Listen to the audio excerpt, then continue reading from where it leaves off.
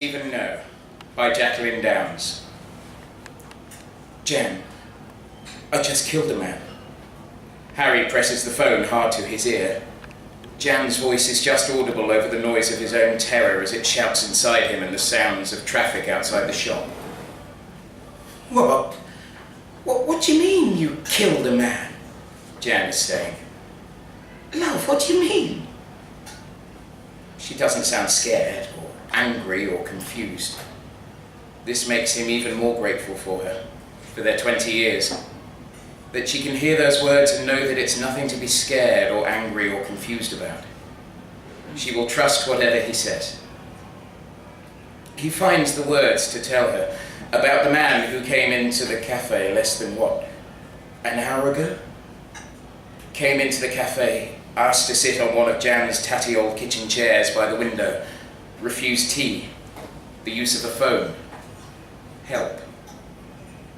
In reply, Jan says the right thing. You didn't kill him. His heart killed him, and nothing would have changed that. Not 5 minutes, not 5 hours. He is glad she says this, although he doesn't believe her.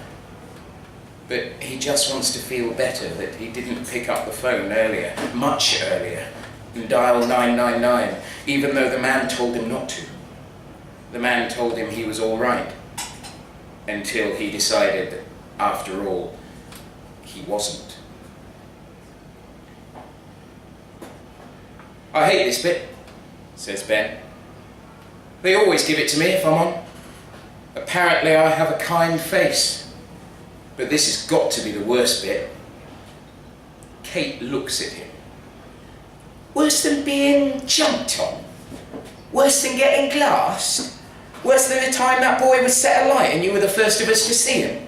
She asks, clutching at his arm as her feet take a slide on the ice. He steadies her, stops for a moment, steadies himself.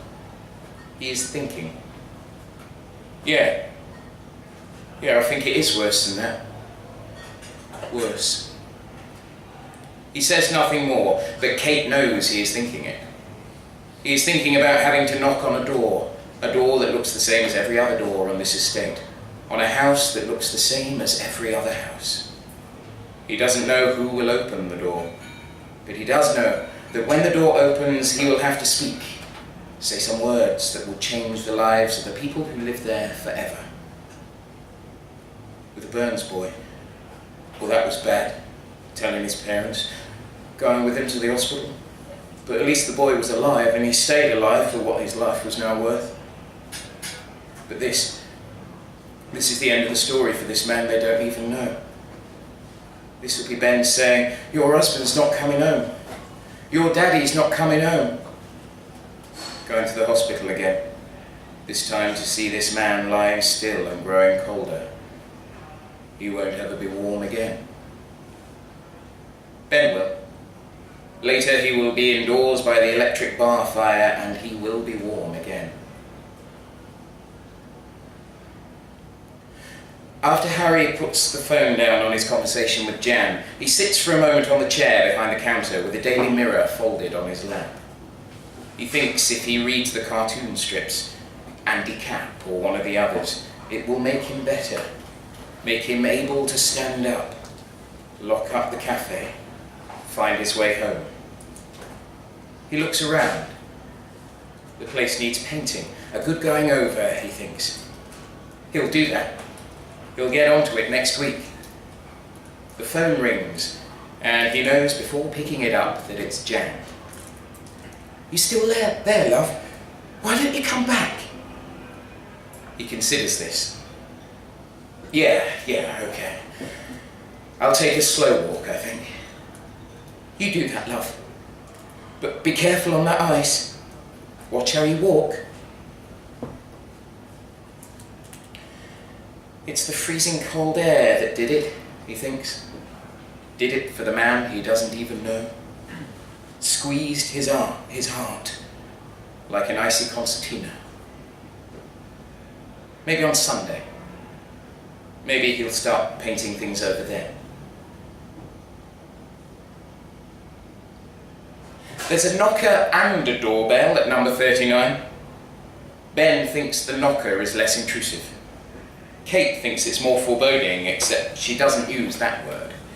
She says ominous, or only she pronounces it ominous. And Ben can't help but correct her. "We're just about to break some bad news, Ben," she says. "Not the time." She smiles as she says this because she knows he's scared. "Want me to tell them?" she asks. "No, it's okay. I'll do it.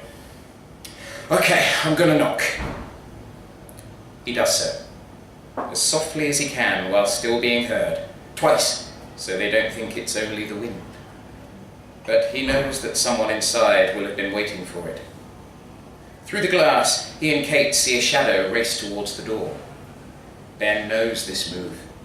It's the speed of someone who's been waiting for someone else, expecting them. He doesn't need to rearrange his features.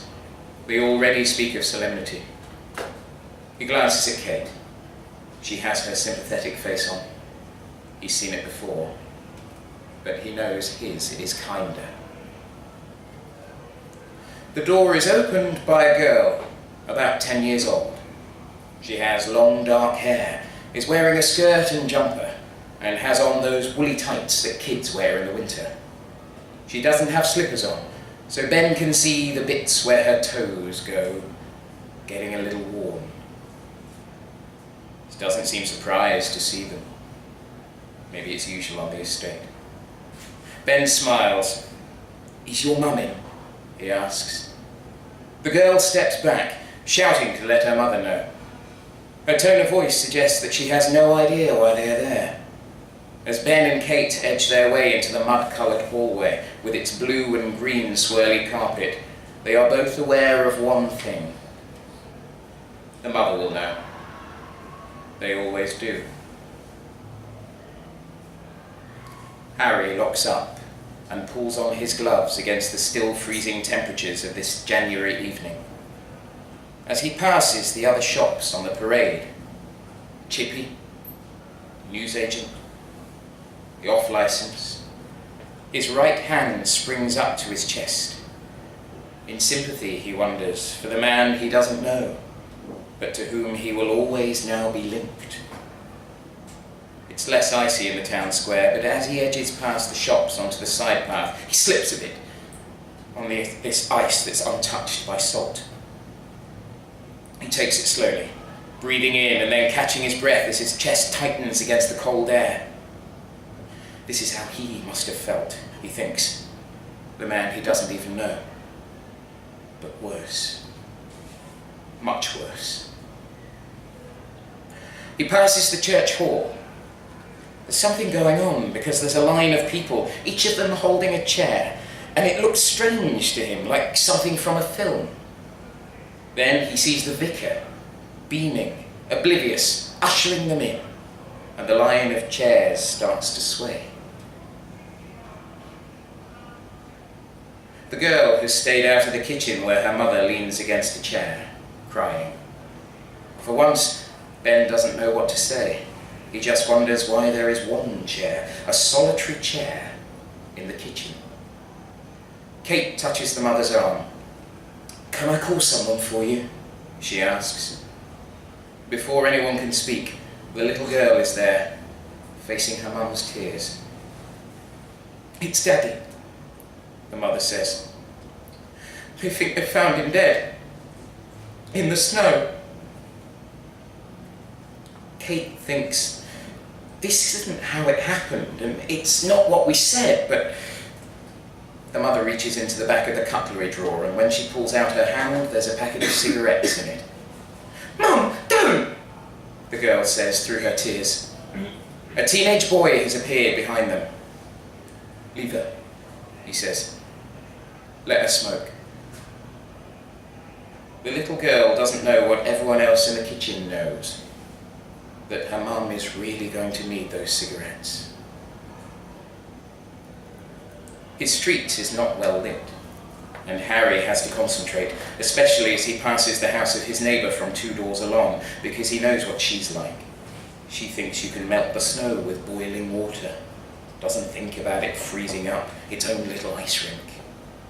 He doesn't want a broken leg. A broken anything.